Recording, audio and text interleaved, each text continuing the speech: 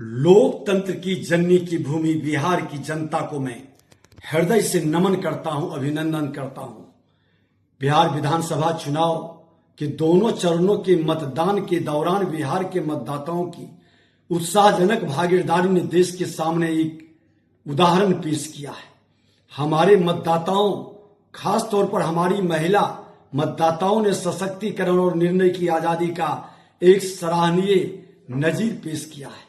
यह राज्य में लोकतंत्र के प्रति गहरी आस्था और विश्वास का प्रतीक है।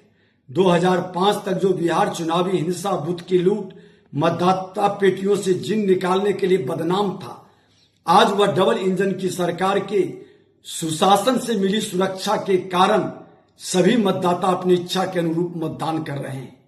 SIR के माध्यम से चुनाव आयोग के द्वारा जो पारदर्शिता ला गई उसका भी कमाल है। निश्चित रूप से इसमें चुनाव आयोग के शानदार चुनाव प्रबंधन की अहम भूमिका के लिए मैं हृदय से धन्यवाद देता हूं।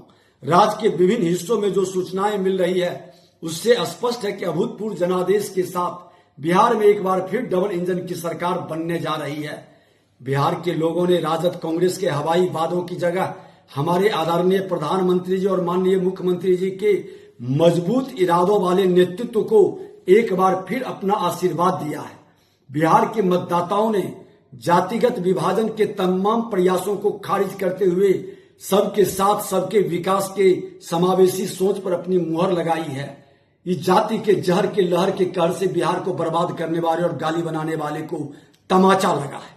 आगामी 14 नवंबर को परिणाम आने के साथ ही हमारी डबल इंजन की सरकार बिहार की जनता के साथ मिलकर राज्य में विकास के एक नए अध्याय की शुरुआत करने जा रही है।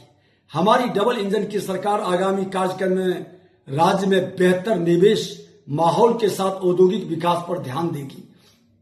हम शिक्षा और कौशल विकास के क्षेत्र में गुणवत्ता का साथ प्रसार पर भी बल देने का प्रयास करेंगे ताकि हमारे युवा रोजगार और स्वरोजगार के लिए विशेष रूप से तैयार हो सके।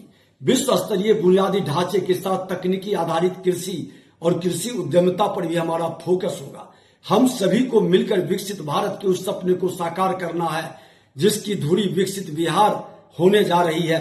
हम इस बिहार की जनता जो लोकतंत्र की जननी की भूमि पर निवास करता है, पूरे देश को एक संदेश दिया है कि जिन लोगों ने बिहारी को गाली बनाया, बिहार को बर्बाद किया, बिहार को बदनाम किया, पलायन के लिए विवश किया, हमारे नौजवानों के हाथ में हथियार देकर अपराधी बनाने का काम किया, आज उस राजद की मानसिकता को और उस राजद कांग्रेस के द्वारा बूथ लूटने वाले गुंडों को एक सबक सिखाने का एक नया प्रयास किया है।